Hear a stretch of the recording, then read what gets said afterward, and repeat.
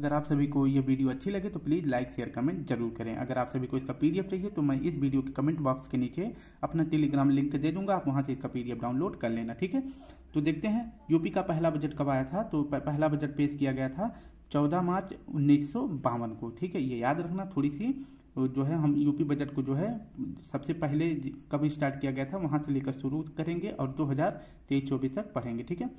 और उस समय पर सीएम कौन थे, तो उत्तर प्रदेश के सीएम थे गोविंद बल्लभ पंत, ठीक है। और उस समय पर जो है बजट का आकार कितना था, तो बजट का आकार था 149 करोड़ रुपए, ये आप याद रखेंगे, ठीक है। सर्वाधिक बार बजट के अगर पूछा जाए किसने प्रस्तुत किया है, पेश किया है, तो यह किए हैं नारायण दास तिवारी, जो कि कितनी बार, तो 11 बार है, ठीक है। और इसके बाद दूसरे नंबर पर किसने पेश किया था, किसके समय में, तो यह मुलायम सिंह यादव के समय में हुआ था, और कितनी बार, तो यह पेश किया गया था 9 बार।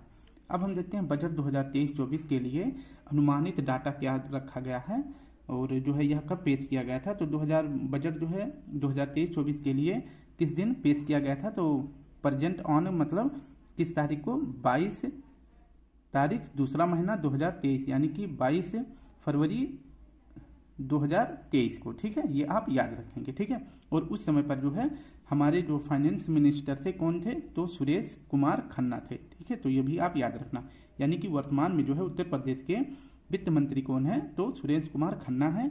और यह जो है जो बजट अब की बार 2023-24 का पेश किया जाएगा, यह 7वां बजट होगा किसका, योगी सरकार का, ठीक है। तो भी आप ये याद रखेंगे, क्वेश्चन पूछा जा सकता है, क्योंकि जो है जिस भी पार्टी का सरकार रहता है उसी से संबंधित सारी योजनाओं और उससे संबंधित जितने भी अच्छे कार्य किए जाते हैं वो सभी पूछा जाता है, ठीक है। तो आप याद रखना इतना। अब हम देखते हैं कि बजट को किसने पेश किया, तो सुरेश कुमार खन्ना जी ने। और जो है बजट का अनुमान जो है 2023-24 में क्या है, और इन्होंने बजट को लेके सबसे पहला शब्द क्या बोला था, तो इन्होंने बोला था यह बजट आत्मनिर्भर उत्तर प्रदेश की नींव प्रस्तुत करेगा, ठीक है। तो यह जो है डिकोड किसने किया था, तो उत्तर प्रदेश वित्त मंत्री ने यह बजट आत्मनिर्भर उत्तर प्रदेश की नींव प्रस्तुत करेगा, ऐसा कहा था इसने, ठीक है। और जो है बजट का आकार कितना है, तो बजट का आकार कितना था, तो आप मोटी मोटा आप देख सकते हैं इतना है, लेकिन आपको कितना याद रखना है, तो ये पूरा डाटा आपको जरूरत नहीं याद रखने की, जरूरत यह है कि 6.9 लाख करोड़ रुपए जो है इसका बजट का आकार है, ठीक है। क्वेश्चन में हमें ये मिलने वाला है, लेकिन आप पूरा डाटा भी एक बार देख लेंगे। नेक्स्ट है आपका, इस बजट को वित्त मंत्री जी ने और क्या कहा था, तो इस बजट को वित्त मंत्री जी ने क्या कहा था, विकासोन्मुखी बजट। इस बजट में जो है 32,721 करोड़ 96 लाख की नई परियोजनाएं शामिल हैं, ठीक है। तो इस बजट में नई योजनाएं कितने शामिल हैं, तो 32,721 करोड़ 96 लाख की नई योजनाएं, इतने रुपए की नई योजनाएं इसमें शामिल की गई हैं, ठीक है। और अगर पूछे कि बजट का जो है 24% भाग बजट का, यानी जितना बजट है 6.9 लाख करोड़ रुपए, इसका जो है 24% भाग जो है इंफ्रास्ट्रक्चर में लगाया जाएगा, ये भी आप याद रखेंगे, ये भी पॉइंट आपका इंपॉर्टेंट हो जाता है। नेक्स्ट है आपका, इतना ये जरूरत नहीं है, क्योंकि आप इतना देखें कि जो है प्राप्तियां कितना होगा, कि बजट से प्राप्ति कितनी अनुमानित की गई है, तो ये आपका डाटा हो जाता है। तो 6,83,294.74 करोड़ अनुमानित है, ठीक है। ये प्राप्तियां जो है कितनी है, तो 6,83,294। इसके बाद जो है ये प्राप्तियां जो है किस किस माध्यम से प्राप्त होंगी, तो पूंजीगत, यानी कि इससे इतना रुपए प्राप्त होगा, और राजस्व प्राप्तियों के अंतर्गत इतने रुपए से प्राप्त हो जाएगा। तो जिससे प्राप्तियां आपकी टोटल कितनी हो जाएंगी, तो 6,83,294.74 करोड़ रुपए हो जाएगा, ठीक है। और इसमें कुछ भी याद करने लायक नहीं है, आप देख सकते हैं ये सब इतना इंपॉर्टेंट नहीं है, ठीक है। अब देखते हैं व्यय, राजस्व व्यय का मतलब राज्य का जो है व्यय कितना अनुमानित किया गया है, तो 6,90,242.43 करोड़ यह जो है राज्य का व्यय अनुमानित किया गया है, ठीक है। और यह जो है व्यय किस किस रूप में होगा, तो राजस्व लेखा व्यय के रूप में होगा और पूंजी लेखा व्यय के रूप में होगा। तो आप व्यय याद रखेंगे, ये इंपॉर्टेंट नहीं है, ठीक है। अब देखते हैं कि समेकित निधि की प्राप्तियों से कुल व्यय घटाने के बाद इतना अनुमानित किया गया है, ठीक है। समेकित निधि की प्राप्तियों से कुल व्यय घटाने के बाद कितना घाटा अनुमानित किया गया है, तो 6,949.69 करोड़ अनुमानित किया गया है। समस्त लेन देन व शुद्ध परिणाम में जो है 1,449.68 करोड़ रुपए यह ऋणात्मक होगा, ठीक है। ये आपको याद नहीं करना है, ये मैं सिर्फ आपको दिखा रहा हूं कि इसमें जो है कितनी समेकित निधि को जो है व्यय से अगर घटाया जाएगा तो कितना घाटा जो है राज्य का अनुमान लगाया गया है, तो इतना लगाया गया है। और समस्त लेन देन के व शुद्ध परिणाम के आधार पर जो है यह ऋणात्मक कितना होगा, तो इतना होगा। ठीक है, अंतिम शेष को प्रारंभिक शेष और राजस्व बचत ये जो है हमें याद नहीं रखना। ठीक है, अब यहाँ से आपका इंपॉर्टेंट पॉइंट हो जाता है कि राजकोषीय घाटा कितना अनुमान लगाया गया है। तो राजकोषीय घाटा का अनुमान लगाया गया है 84,823। ये डाटा आपको याद रखना है। ठीक है, राज्य का राजकोषीय घाटा कितना है, तो यानी कि पूरे जो आपका लगाया गया है बजट जो है, जो बजट पेश किया गया है उसके अनुसार जो है राजकोषीय घाटा कितना अनुमान लगाया गया है, तो 84,823.16 करोड़ लगाया गया है। ठीक है, इतना जो है राज्य सरकार को राजकोषीय घाटा हो सकता है जो बजट पेश किया गया है उसके आधार पर। ठीक है, और अगर पूछा जाए यह प्रतिशत में कितना है, तो राज्य की जीएसडीपी यानी इसका मतलब हो जाता है, जीएसडीपी का मतलब हो जाता है सकल राज्य घरेलू उत्पाद के आधार पर अगर देखा जाए तो राज्य का जो है जीडीपी कितना घाटा में जाएगा, तो 3.48% जो है यह राज्य की सकल जीडीपी का अनुमान लगाया गया है। ठीक है, इतना घाटा होने वाला है, तो ये पॉइंट आप याद रखेंगे। नेक्स्ट है आपका कि देश की जीडीपी में उत्तर प्रदेश का कितना योगदान है, तो देश की जीडीपी में उत्तर प्रदेश का योगदान हो जाता है 8%। ये भी आप याद रखेंगे। इसके बाद सेकंड मतलब पॉइंट है 2021 और 22 में प्रदेश की जीएसडीपी में 16.8% की वृद्धि देखी गई थी। ठीक है, जो कि देश की विकास दर से भी अधिक थी। ऐसी बात जो है किसने कहा था, तो वित्त मंत्री ने कहा था कि 2021-22 में प्रदेश की जो जीएसडीपी यानी कि जीएसडीपी का मतलब होता है जैसे देश में जो है क्या लगता है जीडीपी लगता है, उसी तरह जो है राज्य में जीएसडीपी लगता है। तो वित्त मंत्री जी ने क्या कहा था कि 21-22 में प्रदेश के जो जीएसडीपी थी उसमें जो है 16% की वृद्धि देखी गई है, जो कि देश की विकास से भी, जो देश में जीडीपी का विकास था उससे काफी अधिक था। ठीक है, इसके बाद है कि फाइनेंशियल ईयर यानी 2023-24 के लिए जीएसडीपी में वृद्धि दर कितना अनुमानित किया गया है, तो यह अनुमानित किया गया है 19%। यह भी डाटा आप याद रखेंगे। और 16.8% यह भी डाटा, ये तीनों डाटा आपको याद रखना। ठीक है, यानी कि आपके लिए 4 पॉइंट हो जाता है। राजकोषीय घाटा कितना है, तो 84,883.16 करोड़, प्रतिशत में देखेंगे तो 3.48 है। इसके बाद देश की जीडीपी में उत्तर प्रदेश का योगदान कितना है, तो 8% है। और 2021-22 में प्रदेश के जीएसडीपी में कितनी वृद्धि हुई थी, तो 16.8%, जो कि देश की विकास दर से भी अधिक थी। नेक्स्ट है कि फाइनेंशियल ईयर 2023-24 के लिए जीएसडीपी में कितनी वृद्धि का अनुमान किया गया है, तो 19% यह किया गया है।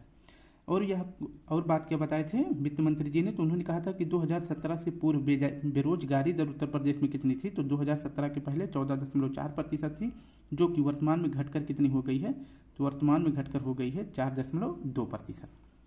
इसके बाद 10 से 12 फरवरी 2023 को यूपी ग्लोबल इन्वेस्टर समिट का भव्य आयोजन भी किया गया था लखनऊ में। यूपी ग्लोबल इन्वेस्टर समिट हुई थी, उसमें जो है 16 देशों में जो है यूपी के मंत्री और अधिकारियों को 21 शहरों में भेजा गया था। और इस इन्वेस्टर्स को बढ़ावा देने के लिए भारत के 8 शहरों में रोड शो भी हुआ था, और इसमें जो है 25,000 प्लस निवेशकों द्वारा प्रतिभाग किया गया था। यानी कि इस समिट में जो है 25,000 निवेशक जो है भाग लिए थे, और 33.50 लाख करोड़ रुपए के 19,000 प्लस समझौते पर जो है समझौता पर हस्ताक्षर भी हुआ है। यानी कि यहाँ पर जो है 33.50 लाख करोड़ रुपए का निवेश किया जाएगा, कहाँ पर, उत्तर प्रदेश में। और कहा गया है कि महाकुंभ जो 2025 में होने वाला है उसके लिए 2500 करोड़ रुपए भी बजट में प्रस्तावित किए गए हैं। ये समिट हुई है, इसमें जो है नवीकरणीय ऊर्जा के तौर पर जो है 16% इसमें विकास किया जाएगा, इलेक्ट्रॉनिक्स में जो है 12% का विकास किया जाएगा, और इंडस्ट्रियल पार्क में जो है 11% की वृद्धि की जाएगी, और एजुकेशन में 9% की, और लॉजिस्टिक्स में जो है 9% की। ठीक है, तो इस जो है समिट में इन सभी जो है क्षेत्रों में जो है विकास इतना प्रतिशत किया जाएगा। ठीक है, ये आप याद रखेंगे। नेक्स्ट है हमारा G20 का जो है सम्मेलन अब की बार मेजबान देश कौन रहा है, तो भारत रहा है 2023 में। ठीक है, और इसका आयोजन कब से भारत कर रहा है, तो 1 दिसंबर 2022 से लेकर 30 नवंबर 2023 के बीच G20 का भारत मेजबानी कर रहा है। ठीक है, इसमें जो है यूपी भी जो है इसमें हिस्सा लिया है, और इसमें जो है 200 बैठकें होनी है। जो भारत में G20 का आयोजन किया जाएगा उसमें 200 बैठकें होंगी, मतलब हुई थी, जिनमें से जिनमें से सबसे ज़्यादा जो है बैठकें कहाँ पर हुई थी, उत्तर प्रदेश के शहरों में। तो 4 शहरों में जो है 11 बैठकें G20 की गई थी। और वो कौन कौन से शहर थे? लखनऊ, आगरा, वाराणसी और ग्रेटर नोएडा। यहाँ पर जो है G20 की इन 4 शहरों में 11 बैठकें हुई थी। ये भी आप याद रखेंगे। अगर आपको पूछा जाए कि जो है G20 की बैठकें उत्तर प्रदेश के किस शहर में हुई थी, तो आपको ये दे देगा, मतलब मैच कराने के लिए, तो सही जवाब आपका हो जाएगा। ठीक है, तो आप ये इतना याद रखेंगे। नेक्स्ट है हमारा यूपी का शीर्ष स्थान जो है किस किस क्षेत्र में जो है यूपी का शीर्ष स्थान है। इस बजट में बताया गया है कि पीएम आवास योजना ग्रामीण व शहरी के अंतर्गत आवास निर्माण, ग्रामीण स्वच्छ शौचालय निर्माण, सूक्ष्म लघु एवं मध्यम उद्योग की स्थापना की गई है। और इस मामले में जो है उत्तर प्रदेश पहले स्थान पर है। ठीक है, पीएम आवास योजना ग्रामीण शहरी के अंतर्गत इन सभी क्षेत्रों में विकास करने के मामले में उत्तर प्रदेश देश में पहले स्थान पर है। और स्मार्ट सिटी मिशन के अंतर्गत जो है smart India smart city award contest में जो है भाग लेने वाला उत्तर प्रदेश भी पहले स्थान पर आया है। PFMS पोर्टल का फुल फॉर्म हो जाता है पब्लिक फंड मैनेजमेंट सिस्टम। इस पोर्टल के माध्यम से DBT के माध्यम से जो है धनराशि वितरण करने के मामले में उत्तर प्रदेश पहले स्थान पर है। ठीक है, तो PFMS पोर्टल DBT के माध्यम से जो है धनराशि वितरण करने के मामले में उत्तर प्रदेश पहले स्थान पर है। ये भी आप याद रखेंगे। और यहाँ से महत्वपूर्ण पॉइंट मैंने स्टार बना के रखा है। दुग्ध उत्पादन, गन्ना उत्पादन और चीनी उत्पादन में जो है, और साथ साथ एथेनॉल आपूर्ति में उत्तर प्रदेश पहले स्थान पर है। ठीक है, और देखते हैं कोरोना वैक्सीनेशन में उत्तर प्रदेश पहले स्थान पर है। और कौशल विकास पॉलिसी लागू करने वाला यूपी पहला राज्य है। ये आप याद रखेंगे। कौशल विकास पॉलिसी लागू करने वाला देश का पहला राज्य कौन सा है? तो उत्तर प्रदेश है। स्टार्टअप रैंकिंग के तहत इंस्पायरिंग लीडर चुना गया कौन सा ऐसा राज्य है भारत का जो स्टार्टअप रैंकिंग के तहत जो है इंस्पायरिंग लीडर चुना गया है? तो वह उत्तर प्रदेश है। अटल पेंशन योजना रजिस्टर्ड के मामले में जो है देश में पहला स्थान भी उत्तर प्रदेश का है। तो ये कुछ महत्वपूर्ण शीर्ष स्थान है जो उत्तर प्रदेश को मिला है। ठीक है, तो आप याद रखेंगे। नेक्स्ट है किसान के लिए अब इस बजट में क्या बात की गई है, तो उसको देख लेते हैं। 2022-23 में गन्ना मूल्य भुगतान में मतलब किसानों को कितना भुगतान किया गया था? 19 लाख करोड़। ठीक है, 19 लाख करोड़ प्लस रुपए जो है 2017 से 2022 में गन्ना मूल्य भुगतान किया गया था। और जबकि 2012 से 17 में कितना था? तो ये था 95,125 करोड़। गन्ना क्षेत्र में कितना वृद्धि हुआ है? तो 1,08,175 टन प्रति हेक्टेयर हुआ है, जिसमें किसानों की आय में वृद्धि कितना किया गया है? तो इसमें जो है प्रति हेक्टेयर कितना रुपया दिया जाता था? तो 34,656 रुपये प्रति हेक्टेयर दिया जाता था। अगर कुंटल के मामले में देखा जाए तो किसानों को कितना दिया जा रहा है? तो 349 रुपये प्रति कुंटल जो है किसानों को दिया जा रहा है। ठीक है, अब गेहूं के लिए देखते हैं। 2022-23 में गेहूं का MSP कितना था? तो 2015 रुपये प्रति कुंटल था। यानी MSP का मतलब हो जाता है मिनिमम सपोर्ट प्राइस। ठीक है, किसानों से जो है 3.36 लाख मीट्रिक टन गेहूं का क्रय किसानों के खाते में जो है कितना रुपए भुगतान किया गया? तो 675 करोड़ रुपए ट्रांसफर किया गया है। खरीफ यानी धान की फसल के लिए देखते हैं तो 2022-23 में खरीफ विपणन पर धान जो है कॉमन यानी कि जो मध्यम वर्ग के क्वालिटी का धान था उसके लिए जो है कितना रुपया तय किया गया है? तो 2,040 रुपये। जबकि जो अच्छी क्वालिटी का यानी ग्रेड A का धान है उसके लिए 2,060 रुपये प्रति कुंटल तय किया गया है। सारा डाटा याद करने की जरूरत नहीं है, जो महत्वपूर्ण होगा वो हम बता देंगे। ठीक है, पीएम किसान निधि योजना 2022-23 में अब तक 51,639.68 करोड़ रुपए किसानों को भुगतान किया गया है। ये आप याद रख सकते हैं। ठीक है, पीएम किसान सम्मान निधि योजना के तहत कितना रुपया जो है किसानों को भुगतान किया गया है? तो 51,639 रुपये भुगतान किया गया। ठीक है, करोड़ रुपए में भुगतान किया गया है। महिला एवं बाल विकास के लिए देखते हैं क्या क्या योजनाएं लागू की गई हैं महिला यानी महिलाओं के लिए और बच्चों के विकास के लिए। तो सीएम कन्या सुमंगला योजना के तहत जो है फाइनेंशियल ईयर यानी 2023-24 में कितना रुपये प्रस्तावित किया गया है? तो 1,050 करोड़ रुपए प्रस्तावित किया गया है। जबकि मुख्यमंत्री सामूहिक विवाह योजना के तहत 600 करोड़ रुपए प्रस्तावित किया गया है। ओबीसी के निर्धन लोगों की पुत्रियों के विवाह हेतु 150 करोड़, महिला सामर्थ्य योजना कितना? तो 63 करोड़ रुपए प्रस्तावित किया गया है। ठीक है, तो ओबीसी निर्धन लोगों की पुत्रियों के लिए कितना रुपए प्रस्तावित किया गया है? तो 150 करोड़। और महिला सामर्थ्य योजना के तहत जो है कितने रुपए? तो 63 करोड़ रुपए प्रस्तावित किया गया है। निराश्रित विधवाओं का भरण पोषण और अनुदान करने के लिए कितना है? तो 4,032 करोड़ रुपए। यानी कि जो निराश्रित हैं यानी कि उनके आगे पीछे कोई सहारा देने वाला नहीं है, और जो विधवा वर्ग की महिलाएं हैं उनको जो है भरण पोषण सुरक्षा देने के लिए 4032 करोड़ रुपए इसमें प्रस्तावित है। मिशन इंद्रधनुष किससे संबंधित है, तो ये क्वेश्चन भी पूछा गया है कि मिशन इंद्रधनुष किस क्षेत्र से संबंधित है, तो टीकाकरण से संबंधित है। इसमें जो है 36,82,000 बच्चे एवं 10,31,000 से अधिक गर्भवती महिलाओं का टीकाकरण किया जा चुका है, ये बात बताई गई है। ठीक है, युवाओं के लिए बजट में क्या बात कही गई है, तो युवाओं के लिए स्वामी विवेकानंद युवा सशक्तिकरण योजना के तहत जो है स्मार्टफोन और टैबलेट्स यानी टैबलेट्स और इस स्मार्टफोन्स के लिए कितना रुपया प्रस्तावित किया गया था, तो किया गया था 3600 करोड़ रुपए। ठीक है, 3600 करोड़ रुपए युवाओं के लिए स्वामी विवेकानंद युवा सशक्तिकरण योजना के तहत वितरण किया गया। और यूपी स्टार्टअप पॉलिसी 2020 के तहत इनक्यूबेटर्स को बढ़ावा देने एवं स्टार्टअप्स के लिए सीड फंड हेतु कितना रुपया प्रस्तावित किया गया था, तो यह किया गया था 100 करोड़ रुपए। ठीक है, इसके बाद जो है एग्रीटेक स्टार्टअप्स की स्थापना के हेतु प्रोत्साहन के हेतु एक्सेलरेटर फंड के लिए कितने रुपए प्रस्तावित किया गया है, तो 20 करोड़ किया गया है। यानी एग्रीटेक का मतलब हो जाएगा किसानों की जो खेत के मशीनों हैं उनको अच्छी क्वालिटी की मशीनें लेकर आना और उनको बढ़ावा देना, और खाद और बीज के लिए कितने रुपए प्रस्तावित किए गए हैं, तो 20 करोड़ रुपए प्रस्तावित किया गया है। ठीक है, ये आप याद रखेंगे। नेक्स्ट देखते हैं, रोजगार के मामले में देखते हैं कि उत्तर प्रदेश के बजट में क्या पेश किया गया है। तो मनरेगा के तहत जो है फाइनेंशियल ईयर 2022-23 में 26,29,000 करोड़ रुपए प्रस्तावित है, जिनमें मानव दिवस सृजन के रूप में उत्तर प्रदेश का रैंक कितना है, तो फर्स्ट रैंक है। ठीक है, ये भी आप याद रखेंगे।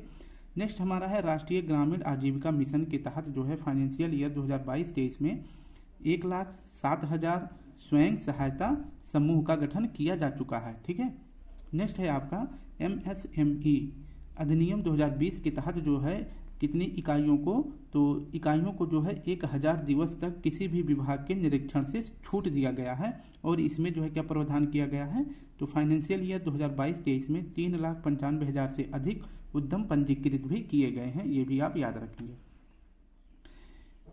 ODPOP यानी कि वन डिस्ट्रिक्ट वन पॉलिसी प्रशिक्षण एवं टूल किट वितरण योजना के तहत जो है 83,473 प्लस हस्तशिल्पों कारीगरों को टूल किट भी वितरण किया गया है। ठीक है, नेक्स्ट हमारा है विश्वकर्मा श्रम सम्मान योजना के तहत जो है 1,73,000 प्लस लाभार्थी जो है इससे लाभान्वित हुए हैं। नेक्स्ट है युवा को उच्च शिक्षा देने के लिए जो है 4 नए विश्वविद्यालय की भी स्थापना की जाएगी, और कहाँ कहाँ पर, मिर्जापुर में, देवीपाटन में, मुरादाबाद में और कुशीनगर में यह जो है 4 नए विश्वविद्यालय खोले जाएंगे।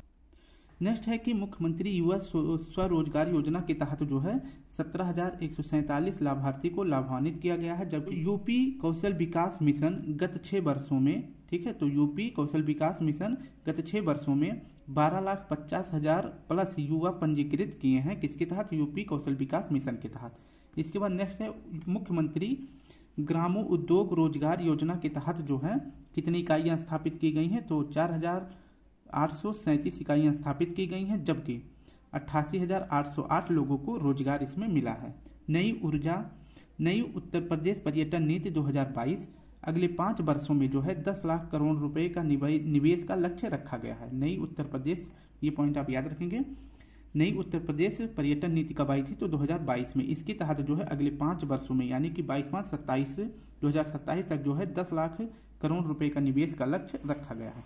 सामाजिक सुरक्षा के मामले में देखते हैं कि जो है जो समाज में लोग रहते हैं, जैसे वृद्ध महिला, दिव्यांग बच्चे और जो किसी बीमारी से ग्रसित हैं, उन सभी लोगों के लिए इस बजट में क्या प्रावधान किया गया है, तो वृद्धावस्था और किसान पेंशन के तहत जो है 7,248 करोड़ रुपए प्रस्तावित हैं। दिव्यांग पेंशन योजना के तहत जो है 1,220 करोड़, कुष्ठावस्था पेंशन योजना के तहत जो है 22 करोड़, प्रधानमंत्री स्वनिधि योजना के तहत जो है पथ विक्रेताओं को ऋण के लिए 1,190 करोड़ 49 लाख रुपए प्रस्तावित किया गया है। पथ विक्रेता मतलब होता है जो रेहड़ी वेड़ी लगाते हैं रोड के साइड पर, ठीक है, जो किनारे किनारे अपनी दुकानें खोल कर बैठ जाते हैं, उनके लिए जो है कितने रुपए का प्रस्ताव किया गया है, पीएम प्रधानमंत्री स्वनिधि योजना के तहत, तो 1,190 करोड़ 49 लाख रुपए का इसमें उल्लेख किया गया है इस बजट में। ठीक है, अब देखते हैं कि फर्स्ट रैंक जो है यह इतना रुपया देने के मामले में जो है उत्तर प्रदेश देश में सबसे ज्यादा रुपया खर्च करने वाला इन पथ विक्रेताओं के मामले में पहले स्थान पर है।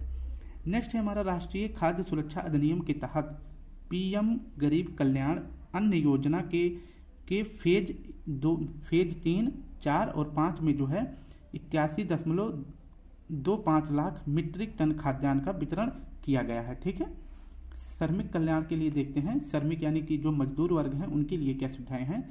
तो इस बजट में जो है श्रमिक वर्ग के लिए क्या उल्लेख किया गया है, कामगार मृत्यु व दिव्यांगता सहायता योजना, यानी कि जो कामगार है अगर उनकी मृत्यु हो जाती है या जो है वह शारीरिक रूप से दिव्यांग हो जाते हैं तो उनके लिए किस प्रकार की सहायता है। तो अगर कर्म स्थल पर मृत्यु हो जाए, यानी कि जहाँ पर काम कर रहे हैं अगर वहाँ पर उनकी मृत्यु हो जाएगी तो उन्हें 5 लाख रुपये दिया जाएगा। जबकि अगर वो अस्थायी दिव्यांगता हो जाते हैं, यानी कि वो अब कार्य नहीं कर सकते हैं, तो उनको 4 लाख रुपए दिया जाएगा। अगर वो आंशिक दिव्यांग होते हैं तो उसके लिए जो है 3 लाख रुपए इस बजट में प्रदान किया गया है। नेक्स्ट है आपका पीएम श्रम योगी मान धन योजना के तहत जो है 6,65,977 लाभार्थी पंजीकृत हुए हैं। ठीक है, नेक्स्ट है यूपी में 5,021 रोजगार मेलों का आयोजन के लिए 7,29,000 को रोजगार इसमें मिलने वाला है। नेक्स्ट है आपका कि 490 ग्राम पंचायत शहरी वार्डों को बाल श्रम मुक्त घोषित कर नया सवेरा योजना का संचालन किया गया है। ये क्वेश्चन पूछा गया है कि नया सवेरा योजना कब लागू हुआ था, और मैंने उत्तर प्रदेश की सभी योजनाओं को पढ़ा दिया है। तो 490 ग्राम पंचायत शहरी वार्डों को बाल श्रम मुक्त घोषित कर नया सवेरा योजना का संचालन किया गया है।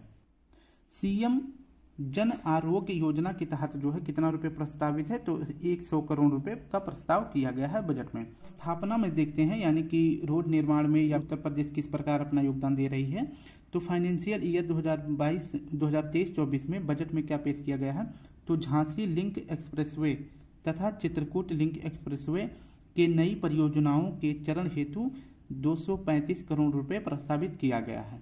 ठीक है, इसके बाद आपका क्या है, बुंदेलखंड एक्सप्रेसवे के साथ डिफेंस कॉरिडोर परियोजना के लिए 550 करोड़ रुपए प्रस्तावित हैं। और वहीं गोरखपुर लिंक एक्सप्रेसवे के दोनों तरफ गोरखपुर में औद्योगिक गलियारा विकास हेतु कितना रुपए प्रस्तावित है, तो 200 करोड़ रुपए प्रस्तावित है। नेक्स्ट है यमुना एक्सप्रेसवे औद्योगिक विकास हेतु कितना रुपए प्रस्तावित किया गया है, तो 1000 एकड़ भूमि पर इंटरनेशनल फिल्म सिटी बनाया जाएगा। तो यमुना एक्सप्रेसवे औद्योगिक विकास हेतु 1000 एकड़ भूमि पर इंटरनेशनल फिल्म सिटी भी बनाई जाएगी।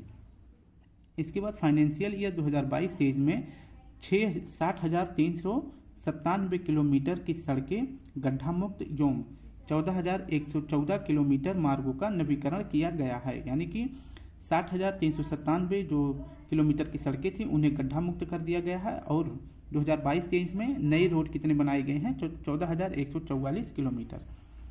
नेक्स्ट है चिकित्सा और स्वास्थ्य पर जो है बजट में क्या प्रावधान है, तो राष्ट्रीय ग्राम मिशन स्वास्थ्य के तहत जो है 12,631 करोड़ रुपए प्रस्तावित की गई है। और पीएम आत्मनिर्भर स्वास्थ्य भारत मिशन योजना के तहत 1655 करोड़ रुपए, आयुष्मान भारत पीएम योजना के तहत जो है 400 करोड़ रुपए, पीएम मातृ वंदना योजना के तहत 320 करोड़ रुपए प्रस्तावित है। जबकि एमबीबीएस सीट को जो है जो प्राइवेट या गवर्नमेंट हो उनकी सीट अब कितनी कर दी गई है, तो 8,528 सीट कर दी गई है।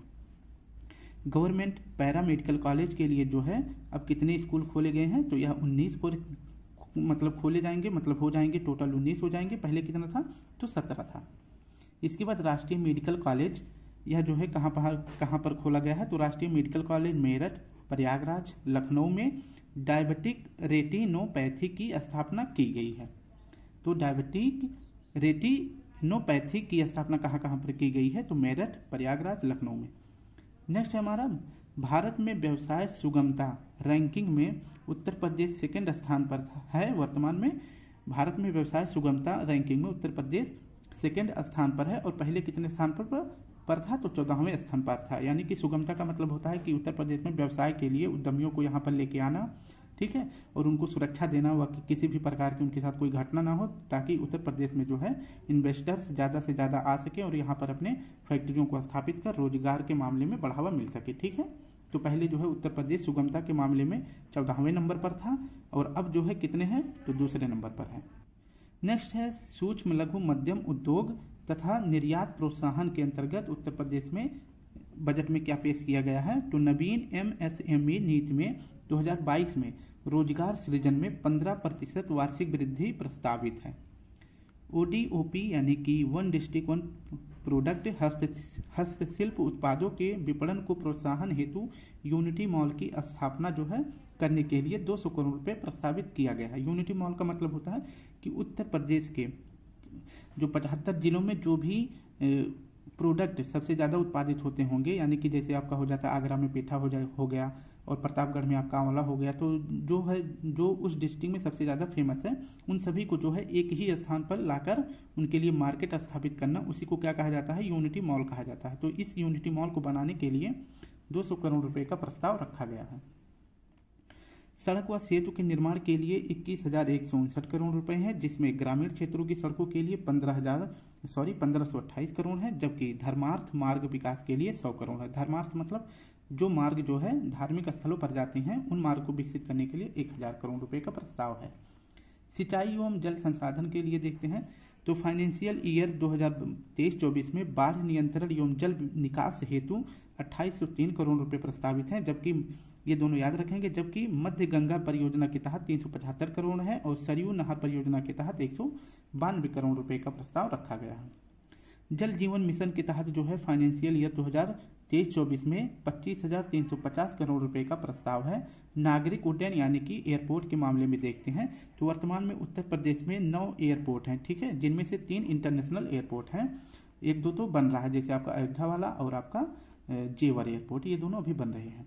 नेक्स्ट है आपका ऊर्जा के क्षेत्र में उत्तर प्रदेश में क्या बजट में पेश किया गया है, तो विद्युत उत्पादन उपलब्धता 2021-22 में कितना थी, तो 3816 मेगावाट पर डे जो है उत्पादित होता था, जबकि 2021-22 में कितना हो रहा था, तो 3998 मेगावाट पर डे, ठीक है। अब जब 23 को वाला आएगा तब इसको भी बताएंगे। निजी नलकूप उपभोक्ताओं के बिजली बिल पर 100% की छूट दी जाएगी, ठीक है, कितनी, तो 100% की छूट दी जाएगी, जिससे कि राज्य पर जो है 1500 करोड़ रुपए का आर्थिक व्यय आ जाएगा, ठीक है। तो ये जो है वहन कौन करेगा, तो राज्य सरकार खुद अपने ऊपर इसका वो अतिरिक्त भार जो है कितना होगा, तो उत्तर प्रदेश पर तो 1500 करोड़ रुपए का अधिक व्यय उत्तर प्रदेश गवर्नमेंट पर पड़ने वाला है, क्योंकि निजी नलकूपों के बिजली बिल पर 100% की छूट दे दी गई है। उत्तर प्रदेश सौर ऊर्जा नीति 2022 के अनुसार जो है कितने रुपए प्रस्तावित की गई थी, तो 317 करोड़ रुपए प्रस्तावित की गई थी, लेकिन अगले 5 वर्षों में 22,000 मेगावाट विद्युत उत्पादन क्षमता का लक्ष्य भी रखा गया है। आवास एवं शहरी नियोजन के अंतर्गत कानपुर मेट्रो परियोजना के लिए 585 करोड़ रुपए प्रस्तावित है और आगरा मेट्रो रेल के लिए 465 करोड़ रुपए प्रस्तावित हैं। पीएम आवास योजना जो ग्रामीण क्षेत्र में है उनके लिए 9,000 करोड़ रुपए प्रस्तावित है, जबकि पीएम ग्राम सड़क योजना के तहत 5,966 करोड़ रुपए भी प्रस्तावित हैं। और पंचायती राज व्यवस्था के लिए देखते हैं कि बजट में क्या पेश किया गया है, तो स्वच्छ भारत मिशन ग्रामीण क्षेत्र में जो है 2228 करोड़ रुपए का प्रस्ताव रखा गया है। गांव में ई गवर्नेंस विस्तार हेतु डॉक्टर राम मनोहर लोहिया पंचायत सशक्तिकरण योजना के तहत जो है 4 करोड़ रुपए का प्रस्ताव रखा गया है। पीएम मत्स्य योजना के तहत जो है 257 करोड़ 50 लाख रुपए का प्रस्ताव रखा गया है और उत्तर प्रदेश खाद्य प्रसंस्करण उद्योग नीति 2022 के तहत जो है 100 करोड़ रुपए का प्रस्ताव रखा गया है। इसमें सहारनपुर में centre for excellence for Honey की स्थापना हेतु 10 करोड़ रुपए का प्रस्ताव रखा गया है। 21-22 में कृषक ऋण वितरण कितना किया गया था, तो 7,556.91 करोड़ रुपए वितरित किया गया था कृषकों को ऋण के रूप में। कब, तो 2021-22 में, जबकि 2022-23 में यह कितना थोड़ा कम कर दिया गया है, कितना था, तो 6,936.76 करोड़, या जो है 22-23 के आंकड़े हैं, जो कि अब की बार किसानों को कम ऋण दिया गया। नेक्स्ट है आपका यूपी इलेक्ट्रॉनिक्स मैन्युफैक्चरिंग पॉलिसी के तहत जो है कितने रुपए प्रस्तावित है, तो 401 करोड़ रुपए प्रस्तावित है। अब देखते हैं शिक्षा के लिए क्या प्रावधान किया गया है, तो बेसिक शिक्षा यानी कि आपका जो प्राइमरी लेवल का एजुकेशन होता है उसके लिए क्या है, तो सर्व शिक्षा अभियान यानी SS के लिए कितने रुपए का प्रस्ताव किया गया है, तो यूपी सरकार जो है 20,555 करोड़ रुपए का प्रस्ताव रखी है, जबकि ऑपरेशन कायाकल्प के लिए 1,000 करोड़ रुपए का प्रस्ताव रखा गया, यानी कि स्कूल में चेयर नहीं है, कुर्सी नहीं है, दीवारें टूटी हैं और अच्छे सैंपट नहीं है, तो और पुस्तक वितरण और इसके बाद कपड़े, स्वेटर, ये सभी देने के लिए जो है प्राइमरी लेवल पर जो कौन सा ऑपरेशन चलाया जाता है, तो कायाकल्प चलाया जाता है, जिसके लिए 1000 करोड़ रुपए का प्रस्ताव रखा गया है। पीएम श्री यानी कि पीएम स्कूल फॉर राइजिंग योजना के तहत जो है 510 करोड़ रुपए जो है प्रस्तावित हैं, और कुल विद्यालय जो है चाहे वो शासकीय यानी सरकारी हो या प्राइवेट हो, तो कितनी है उत्तर प्रदेश में बेसिक एजुकेशन के लिए, यानी कि जो प्राथमिक लेवल की स्कूल होती हैं यानी कि 1 से लेकर 5 तक, तो उत्तर प्रदेश में कुल स्कूल की संख्या हो जाती है 2,23,712 स्कूल हैं। नेक्स्ट है आपका हायर एजुकेशन यानी उच्च शिक्षा के लिए राज्य विश्वविद्यालय की संख्या कितनी है, तो 19 है, और जबकि प्राइवेट यूनिवर्सिटी की संख्या कितनी है, 30 है। ओपन यूनिवर्सिटी भारत उत्तर प्रदेश में कितनी है, तो 1 है, और डीम्ड यूनिवर्सिटी कितनी है, तो ये भी 1 है, मैंने आप सभी को बताया था। अब देखेंगे कि नैक रैंकिंग में लखनऊ गोरखपुर विश्वविद्यालयों को A++ श्रेणी प्राप्त है, जबकि KGMU को जो है A+ श्रेणी प्राप्त है। स्पोर्ट्स के मामले में देखते हैं क्या प्रावधान किया गया है, इसमें क्या प्रस्ताव है, तो खेलो इंडिया यूनिवर्सिटी गेम्स के मामले में जो है 30 करोड़ रुपए का प्रस्ताव रखा गया है, और खेल विकास कोष को विकसित करने के लिए 25 करोड़ रुपए का प्रावधान किया गया। ठीक है, और मेजर ध्यानचंद खेल विश्वविद्यालय की स्थापना कहाँ पर की जा रही है, मेरठ में। इसके लिए जो है 300 करोड़ रुपए का बजट में प्रस्ताव है।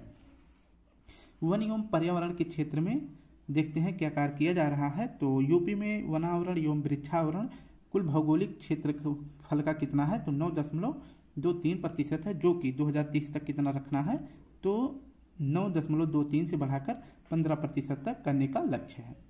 सामाजिक वानिकीकरण योजना के तहत जो है 600 करोड़ रुपए का प्रस्ताव रखा गया है, और लखनऊ स्थित कुकरेल तंत्र क्षेत्र में नाइट सफारी पार्क की स्थापना करने हेतु 50 करोड़ रुपए का भी प्रस्ताव किया गया है।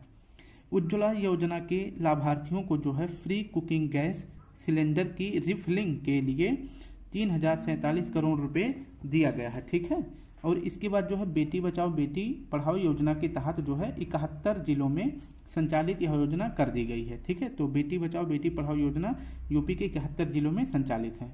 नेक्स्ट है और आज का लास्ट है, बजट में जो भी पूछा गया था मैंने आप सभी को पूरा बता दिया है।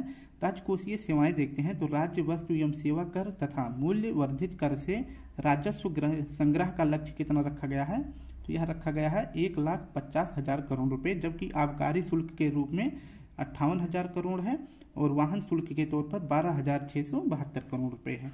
तो आप ये याद रखेंगे, तो ये हो जाता है आप उत्तर प्रदेश का ये बजट हो जाता है। एक दिन मैं आप सभी के लिए 12 से 15 मिनट की छोटी वीडियो लेकर आऊँगा, उसमें जो इनमें इतना बड़ा डाटा दिया गया है, मैं एक बार आप सभी को ये पूरा दिखाना चाहता था किस क्षेत्र में कितना योगदान दिया गया है। ठीक है, मैं 1 से 2 दिन के अंदर जो है यूपी का बजट जो है छोटे एकदम 60 नोट के रूप में लेकर आऊँगा, जिससे जहाँ से क्वेश्चन बार बार पूछे जाते हैं। ठीक है, तो परेशान ना हो, बिल्कुल भी इतना डाटा कोई नहीं याद रख सकता है, इसलिए मैं छोटा डाटा रिकॉर्ड करके लाऊंगा। जो मेन पॉइंट होगा इसमें से वो सभी मैं आप सभी के लिए तैयार करके जल्द ही लेकर आऊँगा, कल या परसों लाकर दे दूंगा। ठीक है, तो स्टूडेंट अगर आप सभी को अच्छा लगे तो प्लीज़, और आपको पता है इतना जल्दी बोलना पड़ता है ना, ताकि वीडियो बड़ी ना हो, और आप सभी अगर बड़ी वीडियो देखते हैं तो थोड़ा सा क्या होता है कि वीडियो देखना नहीं चाहते और आप बोर हो जाते हैं, और जल्दी बोलने में पता है डाटा इधर उधर हो जाता है, बोलना कुछ और चाहते हैं निकल और कुछ जाता है, तो इसलिए कुछ गलती की हो तो प्लीज़ क्षमा करें। और बाकी जो लिखा गया है तो बिल्कुल सही डाटा लिखा गया है।